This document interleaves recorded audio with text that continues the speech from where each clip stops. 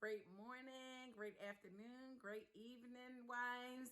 My name is Minister Deidre. I am the founder of Truly Well Wives, and I am here to encourage you, to inspire you, to enlighten you, to ignite you to become the wife God called you to be in this season that we're getting ready to go in. There's always something going on. We're in the last quarter of the year. We're going into Thanksgiving, we're going into Christmas, and we're going into the new year, and we still are in the midst of COVID. So I just want to encourage you. A lot is going on, but I just want to encourage you to stand firm and look at God. Know that God is with you. In his word, he said, "Lo, I am with you always." I just want to give you some strategies, some techniques to get through. I know that you can do it because God said it. God didn't bring you this far to leave you. So I just want to encourage you. I want to let you know that you can do it. You got this, sis. You got it. So, all of us go through at different times. Your time might not be my time might not be your time, but we all going to go through. But we can get through it. And that's what we got to focus on. And we have to be intentional about doing it. And there's some things that we can be intentional about doing. And when we are intentional, things happen. When God hears us saying, okay, we're going through this and we're going through that, he like, my child, is that my daughter? Do I hear her voice? She calling me, and he gonna come through. I always say that I'm God's favorite, but we're all his favorites. So no matter what you're going through, it can be stress, depression, or whatever, you can overcome it. And you just gotta have the necessary tools. And one of the tools I know is the word of God. We gotta stay in his word. When we get in his word get in us. Get to your prayer closet. Remember War Room. You're going through, you gotta put those movies on that bought you. Getting your books. The Power of Praying Wife is one of the good book. I wrote a book. Hello, shameless plug, but No Wife Left Behind. And then also we wrote a book with over 50 wives, Wives on Fire. And why am I saying that? Because there are countless things out there that you can do. I'm just talking about the stuff that I know about, but you got to be intentional about getting the things that you need to get. So I just want to give you these quick strategies to get you by. The first one is share what you have with your husband. It's not wrong if you support your husband financially as well. Don't have the notion that he should always be the one who sponsors financially. You can do something to support financially as well if you haven't been in a habit. Sharing is also an aspect of love. Giving what you have to another person is love and kindness. And that's Galatians 5:22. So we got to be willing to share, and just shock your husband. Do something that you haven't done. I always try to do things that I haven't done for my marriage. Why? Because it's a strategy. It's a strategy for my marriage to keep growing. You want to keep growing. You want to do the things that God will have you to do. So it's so many things that you could do. Another one is be gentle. Nobody likes to be nagged by a person that takes offenses at every turn. Be gentle if you're choosing to be calm, even in situations where you would have been right to throw tantrums. We're not trying to do that. We want to be the best wife. Your husband will appreciate the peace and understanding you give, which in turn is in a good environment for growth and productivity for both of you. And that's 1 Peter 3:4. And then you got to have Titus 3:2. So you want to make sure that you're not nagging your husband. You want to make sure that your husband is not that husband that's on a rooftop. We want to be kind. We want to speak kind. We want to do things that are our kind, regardless to what your husband do. See, when you get the glory, God he ain't going to ask you nothing about your husband. He going to ask you about you. He's going to ask you about the things that you've done. So I have to do what God called me to do. My husband can do anything, but God going to ask me about me. He going to deal with my husband, but he going to deal with me about me. So you have to be gentle. You have to be kind. You have to be soft-spoken. You have to just think about the fruits of the Spirit. The fruits of the Spirit is something that I love because it teaches you different things. So that's what you got to do. You got to just do this fruits of the Spirit. The next one is be grateful. Though it's easier to show our appreciation when we see something more tangible, And appreciation should go out to every gesture, whether small or great.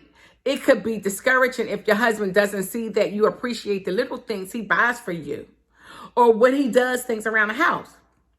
You overlook them as too little. And we should, as wives, we shouldn't be doing that. We should be appreciating every little thing because of who we are and whose we are. Wives do a lot in the house and husbands are grateful. So when he tries to help, it's his way of showing that he cares and he appreciates us.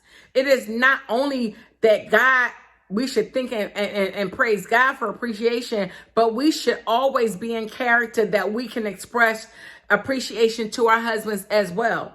Our husbands, they want to go, the extra mile, most of them. So we got to appreciate them. I know as wives, we are emotional. As women, just women, period, are emotional. So sometimes we got to step outside of those emotions and think and appreciate our husbands for whatever. We have to be grateful. I've been married to my husband for 22 years. I've been with him for over 30 years. I still say thank you for everything he do for me. He opened the car door, thank you. Open the regular door, thank you. If he purchased something for me, thank you. My husband is a chef, well, my personal chef. He does all the cooking. I say thank you. Well, I'm grateful because he doesn't have to do that. So if your husband is kind, you ought to be grateful. If whatever your husband do, just say thank you. I remember I was somewhere, and even when I'm out, but I was somewhere and the man didn't even look behind me to see if somebody was behind him to let the door go. He let the door go and that door was heavy.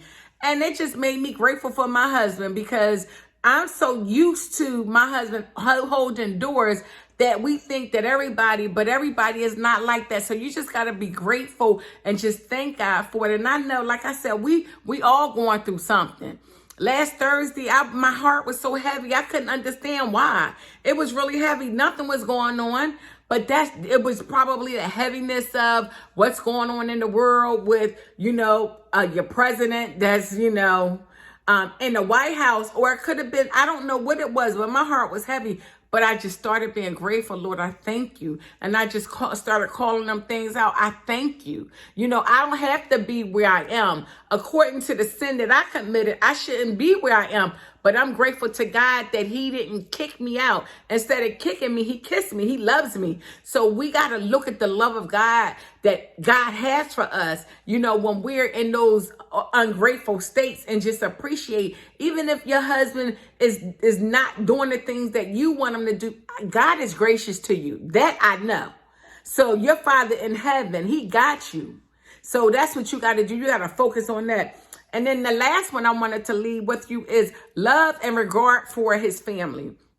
While you are making sure that you please your husband and do God's will, it is also important that you show love for him, that you love, honor, and respect his family and relations. Regarding them, caring for them, and honoring them gives your husband joy. Knowing that you love and respect everything about your husband, that everyone related to him should feel it. Don't overlook the part of your relationship. It is really important that your husband and that he is a part of your service, and it's part of submission to him. And that's 1 Peter 3:1. Every step highlighted above springs about love, true, genuine love, and it's starting from the point of our fruits that we bear, those fruits of the Spirit. So ask God for genuine love of the Spirit to guard your heart and make you a better wife, and even the best wife to your husband today and always. So, I know that we might feel like, that extended family, we got to make sure that we keep our husbands encouraged. My mother-in-law, I haven't always had the best relationship with my mother-in-law, but it hasn't always been bad. But one thing me and my mother-in-law have in common, that we both love her son.